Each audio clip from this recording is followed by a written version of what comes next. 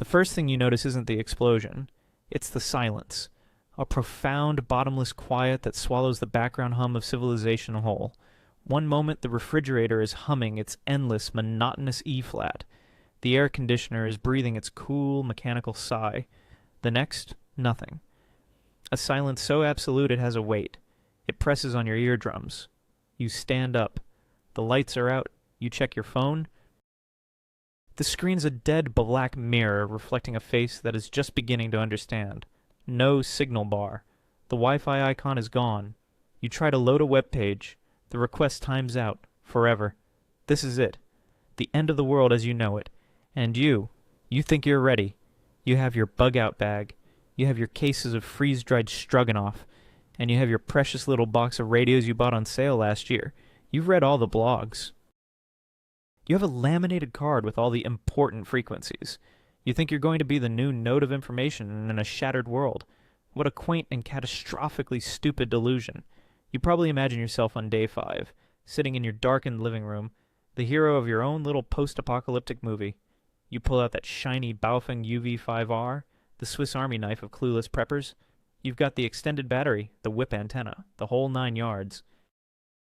Your plan, such as it is to tune to FRS Channel 1 to check on your neighbor, then switch to your local repeater frequency to coordinate with your mutual assistance group. A handful of other suburban dads you met online who all bought the same tactical gear. Reality check.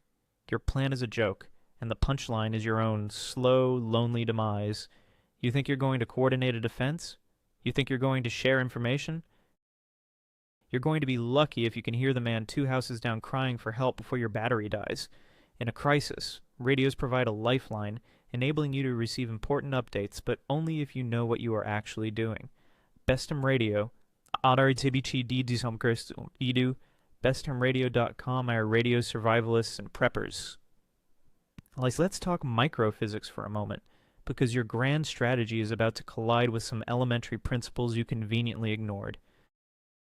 Those FRS and GMRS radios operate on UHF frequencies, which are, for all practical purposes, line of sight.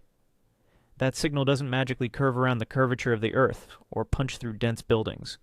It travels in a straight line until it hits something. In the pristine, flat world of the user manual, you might get a few miles. In your neighborhood, with its houses, trees, and hills, your 5-watt signal is going to be absorbed, reflected, and scattered into uselessness within a few blocks. And your repeater? That magical tower on a hill that extends your range? It's an electronic device that relies on the power grid. When the grid goes down, it switches to a battery backup. Those batteries, under constant load from a dozen panicked people all trying to talk at once, will be drained in hours. Without a dedicated team with fuel, parts, and a technical expertise to keep it running, that repeater is just a very tall, very useless metal sculpture. You're not a radio operator. You're a child with a walkie-talkie, and the universe does not care about your aspirations. Creek Stewart, HTTP number www.creekstewart.com, Daddy to Creek Stewart, survival, the lifeline when everything else fails, Baofeng, radios for survival communication. So here's the horror you've earned. It's day 8. The batteries on your primary radio are dead. You're conserving the last one. You haven't heard a single friendly voice. The FRS channels are silent. The GMRS channels are silent. The repeater frequency is just a wash of static. The comforting illusions of a network, of support, of being anything other than completely and utterly alone, has evaporated. The silence you first notice is no longer just outside. It's inside your head. It is the sound of your isolation. Every creak of the floorboards in your house is a potential threat you can't verify. Every distant shout is a mystery you can't solve. You are blind and deaf beyond the walls of your own home. Your meticulous plan, your laminated card of frequencies, your entire concept of post-collapse survival has failed its first and most basic test. You focused on talking when you should have been focused on listening, not to people but to the planet, to the very physics of the atmosphere. There is a signal out there, a single frequency that holds more value than all the panicked chatter of a dying society. But you have to know what it is, and more importantly, what it means. Creek Stewart, creekstewart.com, Creek Stewart, survival the lifeline. when everything else fails. Baofeng radios for the survival communication. So let's say you're a step above the Baofeng Brigade. You have a proper shortwave receiver. You think you're going to bypass the local chaos and tap into global information. You have this fantasy of tuning into a ham radio net, a community of grizzled, experienced operators coordinating relief efforts and sharing vital news. Or perhaps you'll tune to a major international broadcaster and get the official story. Reality check. The official story is a lie, and your ham radio buddies are ringing the dinner bell for every predator within 1,000 miles. What news do you expect to hear? A calm, reassuring voice telling you that everything is under control? In a world where the internet has died forever, under control is not a phrase in anyone's vocabulary. Any broadcast station powerful enough to reach you is run by a government, and their news will be pure propaganda, designed to manage the panic of the dying, not to give you actionable intelligence. Moonraker Online. Cheetah HTTPS is nowhere. Moonrakeronline.com. Blog. Joining Jadin Hamian Blake Nice Search Radio for Preppers Survival Beginner's Guide. Now let's talk about those ham radio nets from a scientific perspective. Ever hear of Dunbar's number? It's a concept from anthropology suggesting a cognitive limit to the number of people with whom one can maintain stable social relationships. That number is about 150. Your prepper net trying to coordinate hundreds or thousands of people across a continent is a sociological impossibility, but it's worse than that. It's a tactical nightmare. The beauty and the curse of shortwave radio is skywave propagation. The signal from your radio bounces off the ionosphere, a layer of charged particles in the upper atmosphere, and comes back down thousands of miles away. You're not just talking to your friend in the next state, you're broadcasting your existence, your capabilities, and your presumed resources to everyone on the continent who has a receiver. You are a lighthouse for the desperate. You are a voice in the dark saying, I have food, I have power. I have things you want. And in a world without rules, there are people with the technology, very simple technology, by the way, called radio direction finding, who will follow that signal right to your front door. Imagine the scene. A small, well-intentioned group of survivors has established a network. They use their ham radios to check in, to trade information about clean water sources, to feel a flicker of community in the overwhelming darkness. One night, the designated net controller, a man named Dave, is trying to arrange a trade, medical supplies for spare solar panel parts. He's on the 40-meter band, feeling proud of his service. What he doesn't know is that 300 miles away, a much more pragmatic group has been monitoring that same frequency. They don't talk. They just listen. Using 2 receivers, they get a bearing on Dave's signal. The next day, they use a different listening post and get another bearing. Where those lines cross on a map, that's Dave's house. To them, his signal isn't a call for community, it's an inventory list. 2 weeks later, Dave's broadcast is abruptly cut off mid-sentence. His community hears nothing. They call for him, but the only answer is static. The hard, complex reality is that broadcasting your voice is a liability. The real solution is to listen, not to a person, but to a pulse. A constant, reliable scientific signal that tells you about the state of the world itself. This brings us to the only frequency you actually need, the steady metronomic heartbeat of station WWV. You're probably thinking, WWV, the time station. You're telling me the most important frequency in the apocalypse is a talking clock. That is the kind of simplistic thinking that gets you killed. Reality check. If you think WWV is just a clock, you don't deserve to survive the first winter. You are listening for the time. I am listening for the subtle fluctuations in the carrier signal that tell me the state of the ionosphere. You hear a voice say, at the tone, coordinated universal time will be 14 hours, 20 minutes. And I hear proof that a highly complex, technologically advanced facility, deep in the heart of the North American continent, is still operational, still powered, and still maintained by a competent engineering staff. Its existence is a vital sign for civilization itself. Listening to WWV is not about telling time, it's about reading the physics of the planet to gain a supreme tactical advantage. The broadcasts are vital for understanding and predicting weather and climate, which suddenly become the most important factors in your life. Prevention Web, data USS, www.preventionweb.net, news, Jottage Radio, Frequencies are vital weather water, and climate monitoring and prediction.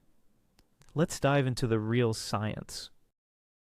WWWV broadcasts simultaneously on multiple frequencies: 2.5, 5, 10, 15, and 20 megahertz. These are not random choices. They are a sounding board for the ionosphere. This layer of the atmosphere, which enables all long-distance radio communication, is in constant flux, energized and distorted by radiation from the sun. During the day, lower frequencies are absorbed and higher frequencies are passed. At night, the dynamic flips. By systematically tuning through the WWWV frequencies, you can determine which bands are open. You are not guessing. You are gathering empirical data on the maximum usable frequency, MUF. Knowing the MUF is like having a weather forecast for the radio waves. It tells you what is possible, but it's the data encoded in the broadcast that's the real gold. At 18 minutes past every hour, a voice reads out the previous day's solar flux index, A index, and K index. To you, that's just a string of numbers. To someone who is prepared, that is a direct report on the sun's activity and its effect on Earth's geomagnetic field. It's your only early warning for a geomagnetic storm that could induce currents capable of frying your last remaining electronics.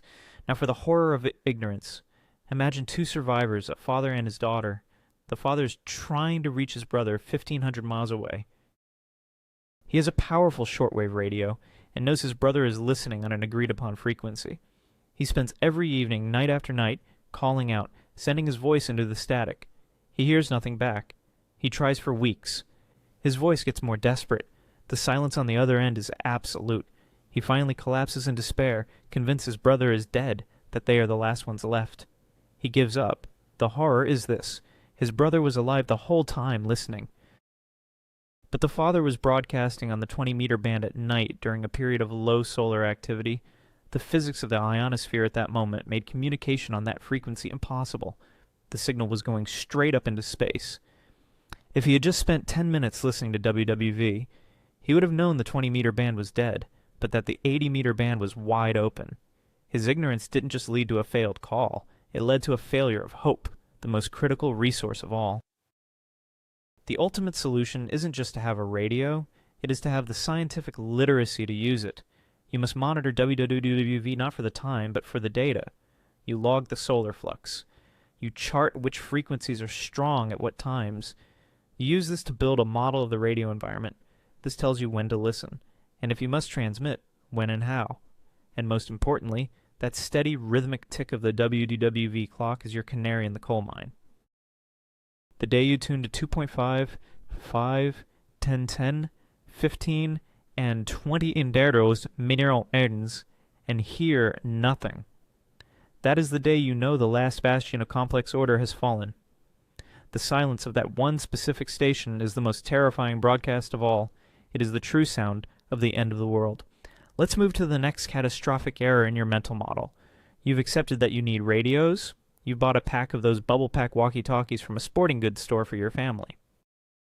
You see a feature on the box that says 121 privacy codes, or sub-channels for secure communication. You think, perfect, I'll put my family on channel 4 code 12, and nobody will be able to hear us planning our escape route. You believe you have created a private, encrypted tunnel through the chaos. The mockery. This is adorable. It really is. You think a $30 plastic toy has military-grade encryption? You think privacy code means private? In the brutal lexicon of survival, privacy code is a marketing term for ignorance filter. By using these codes, you aren't locking anyone out of your conversation.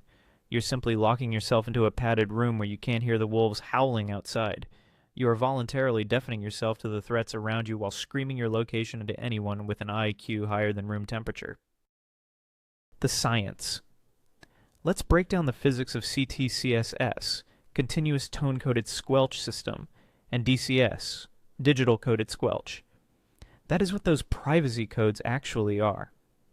When you select code 12, your radio adds a sub-audible tone, a low-frequency hum, usually below the range of human hearing, say 100.0 Hz, to your voice transmission.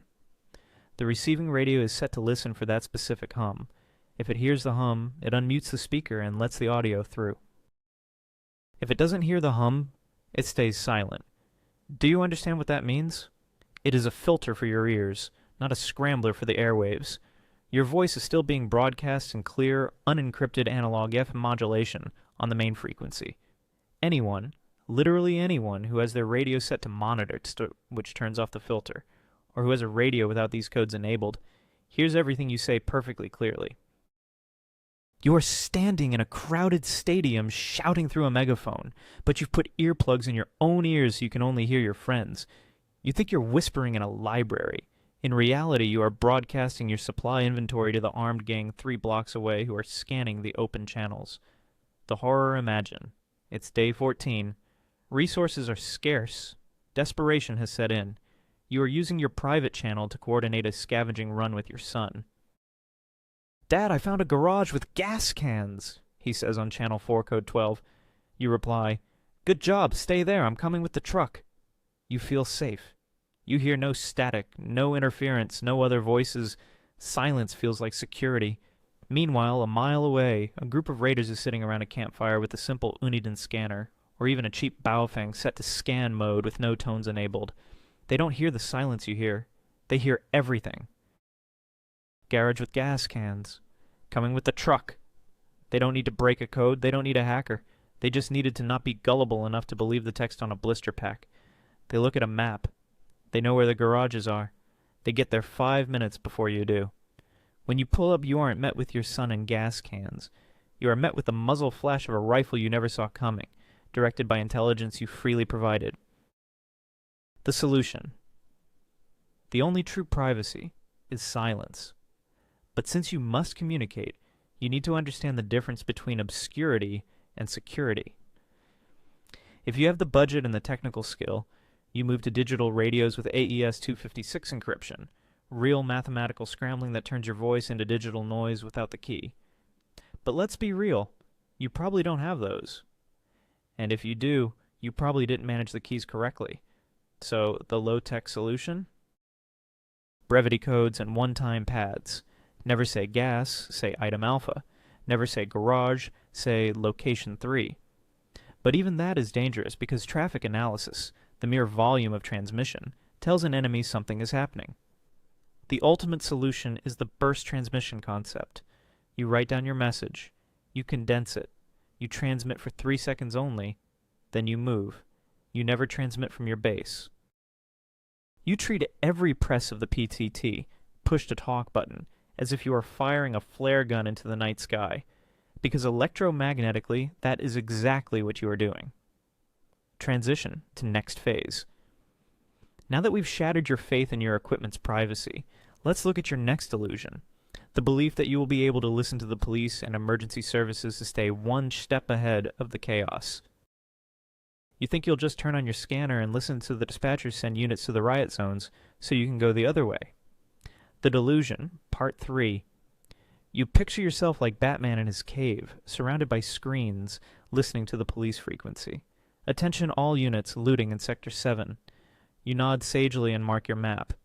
You think the government infrastructure will remain transparent and accessible to you, the taxpayer, even as society crumbles. The science and the mockery. Let's talk about P25 Phase 2 trunking systems. Most modern public safety communications are not simple frequency A talks to frequency B systems anymore. They are complex computer networks where frequencies are hopped hundreds of times a second, assigned dynamically by a control channel. To listen, you need a digital trunking scanner that costs more than your car. But it gets worse.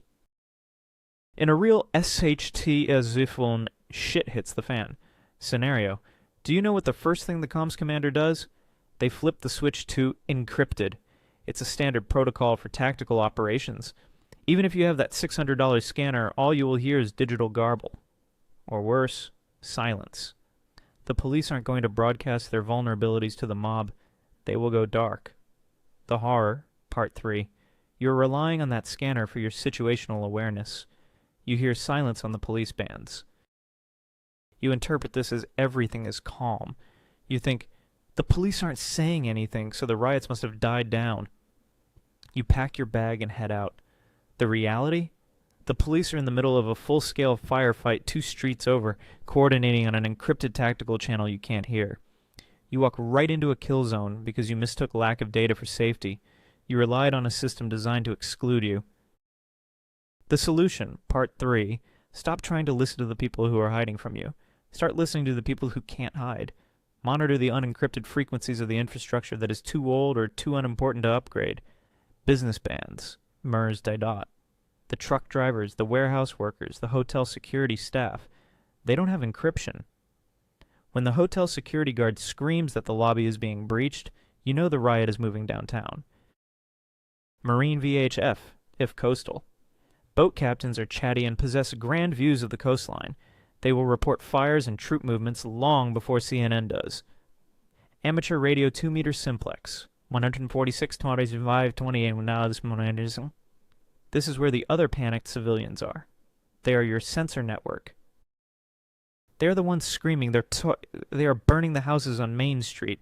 You build your intelligence picture from the bottom up, from the raw panic of the unencrypted masses, not from the top-down silence of the authorities. You become an aggregator of chaos. That is how you see the battlefield. Now let's talk about your favorite fetish object. The tactical antenna screwed under your cheap handheld like some kind of magic wand that bends physics in your favor. You saw a video where a guy in camo told you to upgrade the stock antenna, and you sprinted to buy a longer, edgier-looking rubber stick with a cool brand name on it, convinced you just doubled your range and turned your toy into a military-grade instrument of survival. In your head, you imagine yourself on a ridge, whispering into the mic and being heard 50 kilometers away, because the Amazon description mentioned up to 50-kilometer line of sight, in fine print written by a marketing intern who has never seen a radio outside of a car stereo. Some more sober people already tried to explain to beginners that in real terrain, hills, buildings, forests, the practical range of these handhelds is only a few kilometers at best, but you heard 5W, saw the number, and your brain clicked straight to superhero mode. You didn't actually bother to learn how antennas work, because learning is hard, and buying is easy. Here's the reality check, delivered in the language of electromagnetic physics. A radio signal is not a beam of power you shove into the sky with brute force watts. It is an oscillating electromagnetic field with a specific wavelength, and your antenna is a resonant structure that either cooperates with that wavelength or sabotages it. For VHF at around 146 MHz, the wavelength is roughly 2 meters. A quarter of that, about 50 centimeters, is a classic efficient radiator length, which is why decent field antennas are roughly that size, or are cleverly folded or coiled to emulate it. Your cute 10-15 centimeter rubber duck is, in practice, a fat, lossy inductor that mostly converts your precious battery power into heat and near-field garbage that never leaves your immediate area. People who actually test these things find that a properly sized external wire or whip, mounted high and in the clear, dramatically improves reception and range compared to stock or tactical stubs, because you are finally giving the wave something close to the geometry it needs to form a real far-field pattern. And then terrain steps in. VHF and UHF are mostly line of sight. Trees, hills, and buildings scatter, absorb, and block your signal, which is why serious survival radio advice emphasizes using different bands and antenna setups for open terrain versus dense urban environments, instead of pretending one magic stick does it all. Picture the horror scene woven out of these little sins of ignorance. It's day 11. Your group has split. Half of you are in a temporary shelter near a river. The others are scouting closer to the town edge. You're on handhelds with upgraded antennas you proudly installed, feeling like professionals. The town group spots something bad, an armed convoy rolling slowly through the outskirts, stopping at each visible farmhouse. They try to warn you. Their radios scream into the ether, but your antenna, the one you bought because it looked professional, is inside a concrete building near ground level, electrically mismatched to the frequency, and pointed sideways, both figuratively and literally. You hear nothing. The inverse is just as bad. You stand outside, calling them, hearing them faintly because their antenna has at least some clear path to you, but they do not hear you back, because your transmission power is being murdered at the antenna, reflected back into the radio, or burned as heat instead of radiating as a clean, efficient wave. The asymmetry kills coordination. One side thinks the other is ignoring them. The other side thinks the radio is just quiet today. By the time the convoy reaches your stretch of road, you're still on the porch arguing about who forgot to charge which battery. You didn't lose because you lacked a radio. You lost because you disrespected the physics of antennas, and the universe collects that debt in blood. The ugly solution is that you have to stop treating the antenna as an accessory and start treating it as the primary weapon system. That means stringing up an ugly, obvious piece of wire in a tree for HF, or a simple half-wave or a quarter-wave vertical for VHF, even if it ruins the aesthetic of your low-profile camp, because every meter of height and every centimeter of correct length multiplies your effective reach. Survival-oriented radio practitioners repeatedly point out that even a very simple, improvised long wire, properly elevated and matched, turns a mediocre transceiver into a continent-spanning ear, which is why practical guides for preppers emphasize external antennas and tuning over raw transmitter power. In the VHF, WAAF world, that means a proper length whip or a homemade ground plane antenna you toss on a metal roof or lash to a pole, rather than hoping a stubby duck in your pocket will magically punch through buildings. In AAF, it means learning how to deploy a 20-40 meter wire, sloping or horizontal, to exploit the ionospheric sky wave instead of screaming into dead air. You stop pressing the PTT from inside basements and cars, and start using your brain. Step outside, get elevation, get clear of metal clutter, and use the environment as part of your system instead of a random backdrop. And this is where the earlier point about WWV and propagation loops back in. If you know from listening to that cold, indifferent time signal which bands are alive, then your antenna choice becomes a scalpel instead of a club. If the ionospheric conditions tell you that 7 milliards is open at night, you don't waste energy yelling into 20 meters with a mismatched piece of wire. You cut and hang the length of conductor that turns your campsite into a proper radiator for that specific band, and ride the physics like a current instead of fighting it. In practice, that means your only frequency you monitor is not a magic talisman. It's the reference point that tells you how to reshape your hardware, your antennas, your expectations, your habits, into a system that uses the atmosphere as an ally. You are not listening to a clock. You are interrogating the sky about its current mood, then carving your antennas accordingly. Everyone else is busy shouting, "Can anyone hear me?" into a dead band with a decorative rubber stick. You, if you deserve to live, are up in the dark, in the rain, hands numb, throwing another length of wire over a higher branch, watching the S-meter climb as the noise floor drops and distant voices finally cut through the hiss. That is the difference between a prepper with gear and a survivor with understanding. Script Part 3, the physics of frequency and the tactical spectrum. We've established that your privacy is a lie and your antenna is a toy. Now let's talk about the electromagnetic spectrum itself. You think all frequencies are created equal. You think 146 megahertz is the same as 440 megahertz, just a different number on the dial. This lack of nuance is why you will be deaf when it matters. The delusion. You have a dual-band radio. You think, I have VHF and UHF, I'm covered. You use UHF because the antenna is shorter and looks cooler. You try to talk to your scout team 2 miles away in dense woods using 440 megahertz. You hear static. You panic. You assume the radio is broken. The science. Let's do some wave propagation of physics. VHF, very high frequency, 244 megahertz, has a wavelength of about 2 meters. UHF, ultra high frequencies, radio 440 MHz, has a wavelength of about 70 centimeters. TechShack, https techshack.com. These are pages for mastering amateur radio bands. A comprehensive guide 1. Here's the rule of thumb you ignored. Frequency interacts with matter based on wavelength size. UHF, 70 MHz. The wavelength is short. It loves to bounce off hard, flat surfaces like concrete, steel, and glass. It penetrates windows well. It is the king of urban environments. But in a forest? That 70 centimeter wave hits a pine needle, a branch, a trunk, and it scatters. The moisture in the leaves absorbs it. Trying to use UHF in the woods is like trying to shine a flashlight through a brick wall. The forest eats your signal. Striker radios, strikerradios.com, Jabajur ham radios, ham, and radio emergency frequencies, common uses. VHF, the wavelength is longer. It bends slightly better around obstacles. It punches through foliage with less absorption than UHF. It is the king of rural, geoseo outdoor environments. Striker radios, HPD a name. Strikerradios.com, ham radios, ham radio, emergency frequencies as common uses. The horror. It's day 20. You are in the woods, running from a wildfire or a hostile group. You are using UHF because that's what you left the radio on. You are screaming for help to your base camp 3 miles away. They have a clear line of sight, but there's a dense stand of wet pine trees between you. Your signal is being shredded by the foliage. You die of smoke inhalation or exposure, clutching a radio that was working perfectly, but was tuned to a frequency that physics had already condemned to death.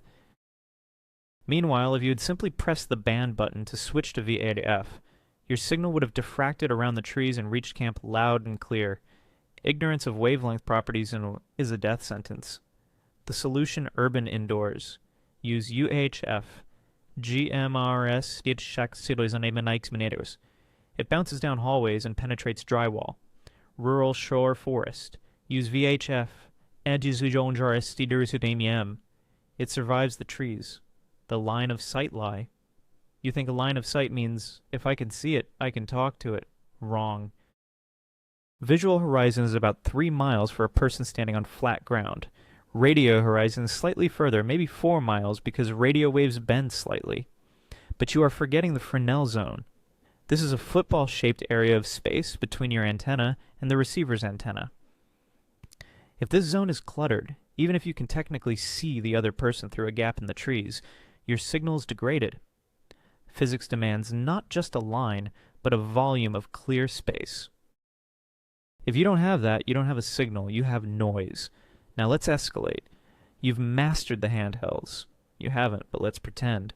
You've set up a base station.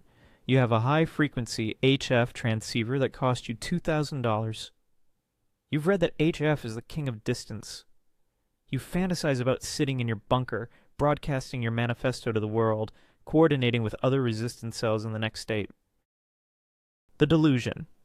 You dial in 14.2 at 50 MHz, 20-meter band. You key the mic. CQ. CQ. This is Warlord Alpha calling for assistance in the tri-state area. You feel powerful. You are throwing your voice thousands of miles. You think your friends in the next county, 50 miles away, can hear you loud and clear. The mockery. You are shouting over their heads. Literally. You are performing the radio equivalent of trying to pass a note to the person sitting next to you by throwing it into orbit. You are loud in Moscow. You are loud in Tokyo. But in the town 50 miles away, where the supply depot is, you are non-existent. You are a ghost, the science. This is the physics of the skip zone, or the zone of silence. When you transmit on a typical AF frequency like 14 MHz with a standard antenna, your signal shoots off the wire at a low angle, say 10 to 20 degrees above the horizon, and travels through the atmosphere, hits the F layer of the ionosphere, and bounces back down to Earth. But geometry is a cruel mistress. Because of that takeoff angle, the signal doesn't touch the ground again for maybe 800 to 1,500 miles. The area between where your ground wave dies out, about 15-20 miles, and where your sky wave first lands, 800 plus miles, is the skip zone. Anyone inside that zone, which is exactly where 99% of the people who can actually help you or hurt you are located, hears absolutely nothing. You are skipping over your reality to talk to a fantasy. The horror. It's day 30. The local warlord is closing in. You need backup from the militia group 2 counties over, about 80 miles away. You know they have radios. You know they are listening. And you start transmitting on 20 meters, the long-range band. You scream for hours. We are under attack. Sector 4, need immediate support. In a basement in Prague, a teenager hears you perfectly. He logs your call sign. Wow, strong signal from America, he thinks, and goes back to eating his canned beans. But the militia 80 miles away? Silence. They are in your skip zone. They assume you are already dead because you haven't checked in. They don't launch the rescue mission. You're overrun and killed while your voice is booming crystal clear in a radio shack in New Zealand. You died because you didn't understand trigonometry. The solution. The solution is NVIS, Near Vertical Incidence Skywave. This is the secret weapon of jungle warfare and disaster relief, and it is the only way to cover that deadly 0 to 300 mile gap. You have to stop trying to shoot the signal out and start shooting it up. Straight up. You want to blast your signal at a 90-degree angle, directly into the ionosphere, directly above your head. If the frequency is low enough, usually 4 millisecond meshes to 8 nanometers, the 80-meter or 40-meter bands, the ionosphere won't reflect it forward. It will reflect it straight back down, like a shower head spraying water over a tub. This creates an umbrella of communications. It rains your signal down over a 300-mile radius, filling in the deep valleys, the other side of the mountains, and the dense forests where line of sight fails. There is no skip zone. Everyone from 0 to 300 miles hears you. But you can't do this with your fancy vertical antenna.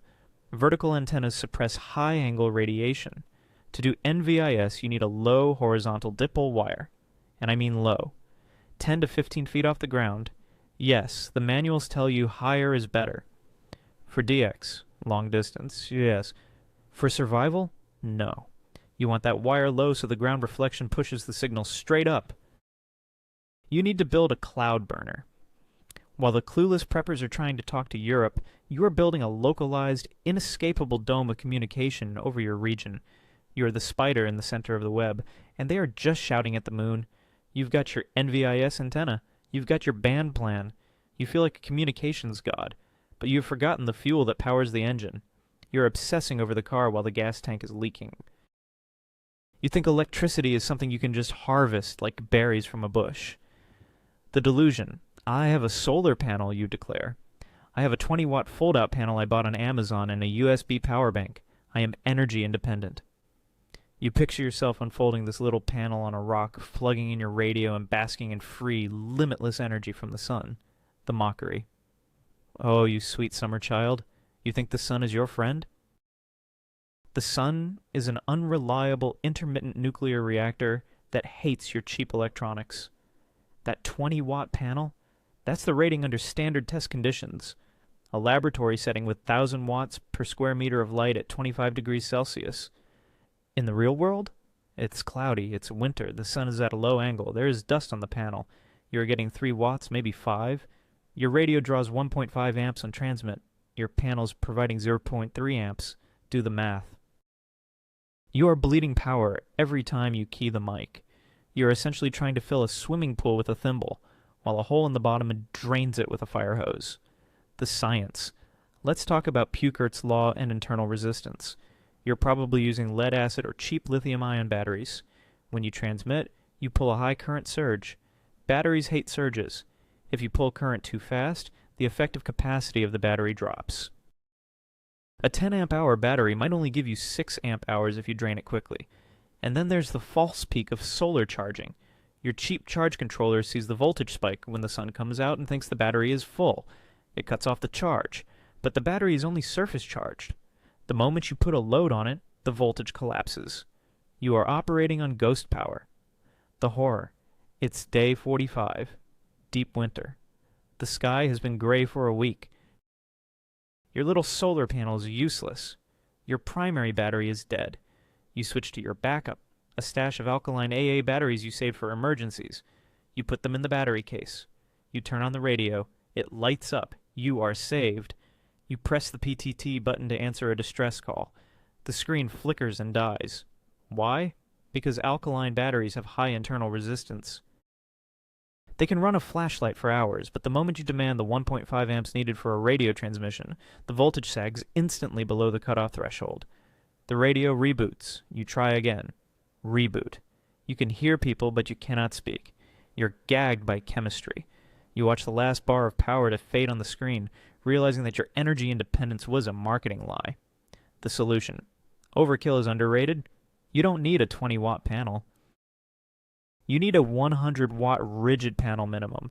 You need to harvest 300% of your daily needs in the 4 hours of good sun you might get. LiFePO4 chemistry, lithium iron phosphate. It's heavy, it's expensive, but it has a flat discharge curve.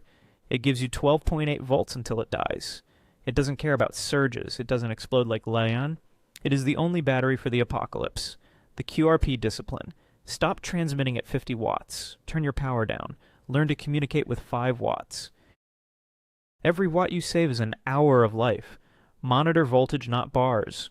Ignore the battery icon on your screen. It lies. Use a multimeter.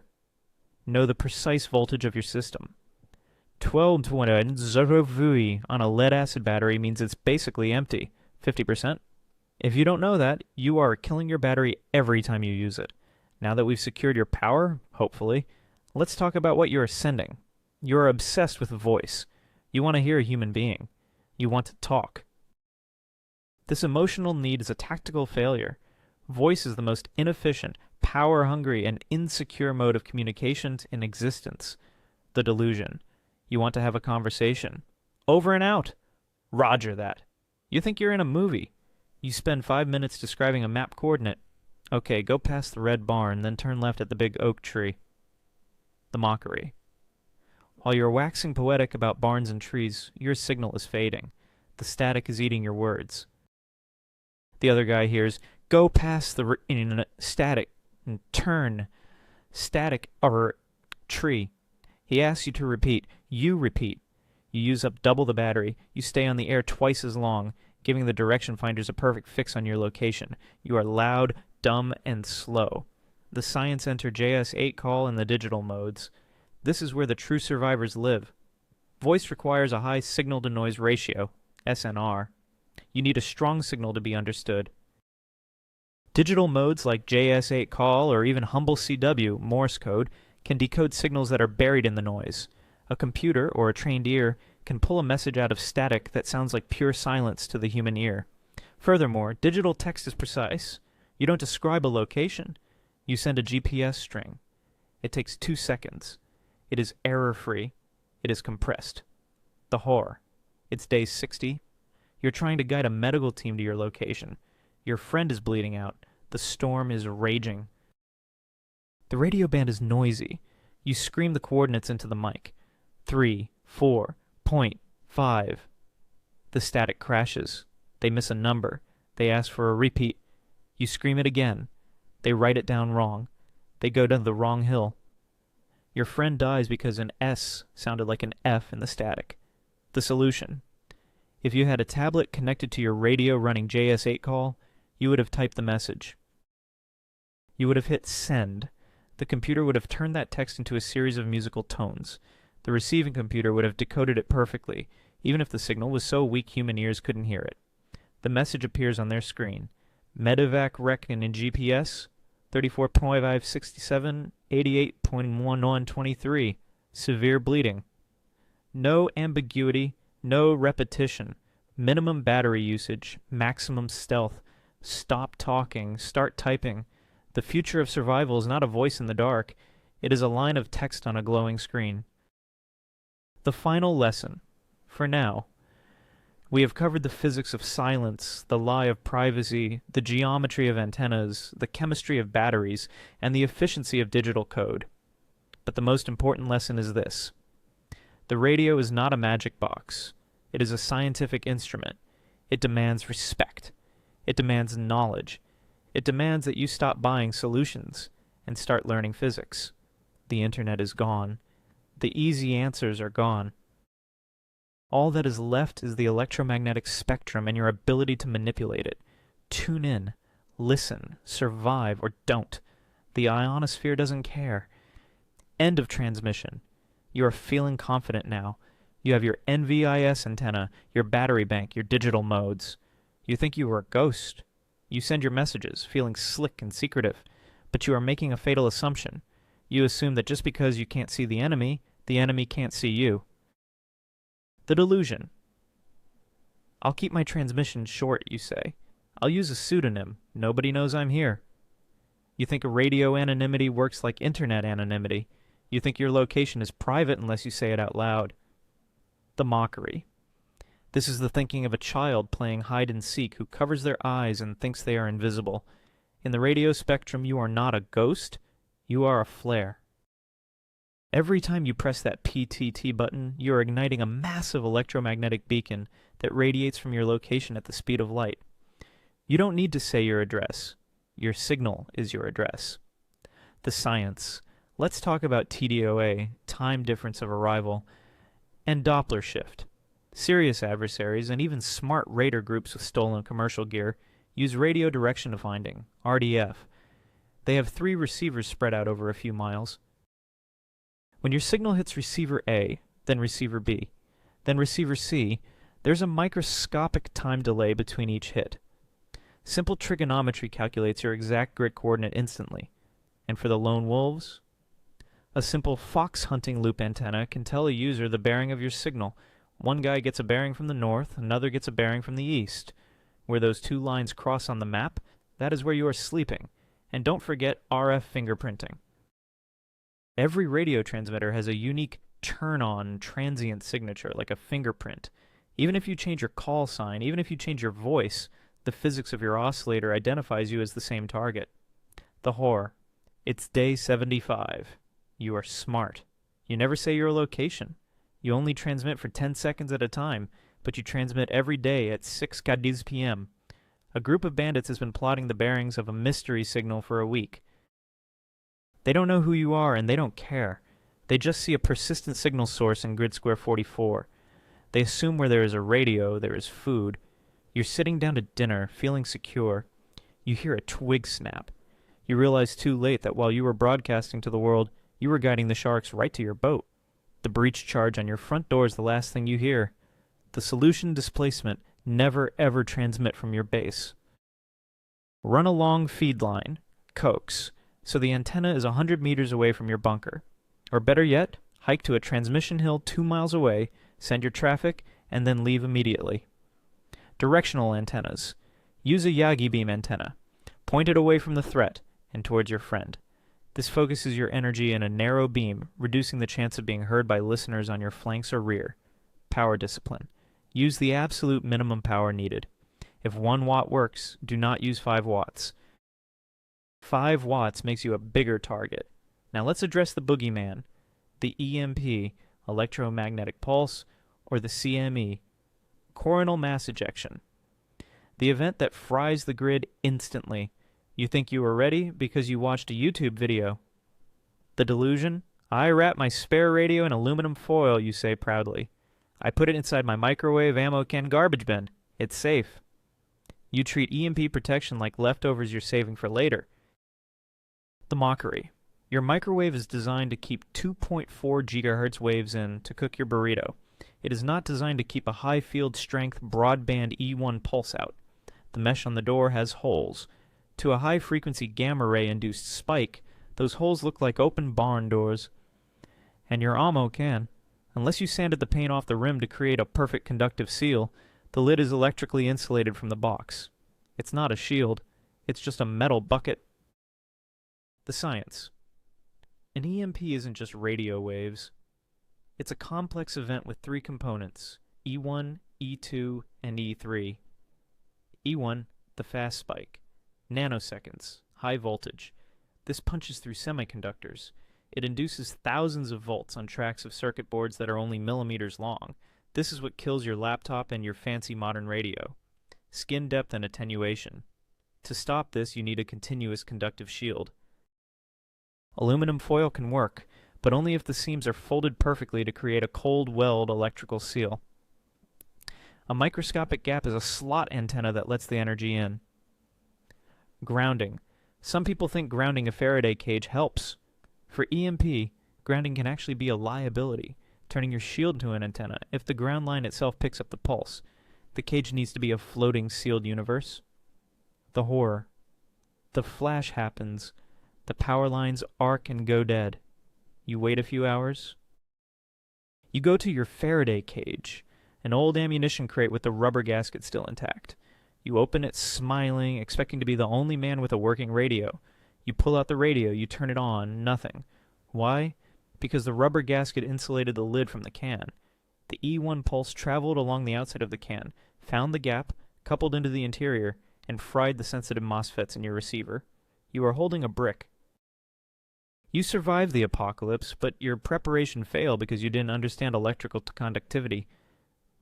The solution. The Matryoshka method, layering.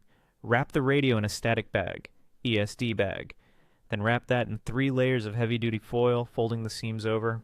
Then put that inside a metal trash can with the lid taped down with metallic HVAC tape.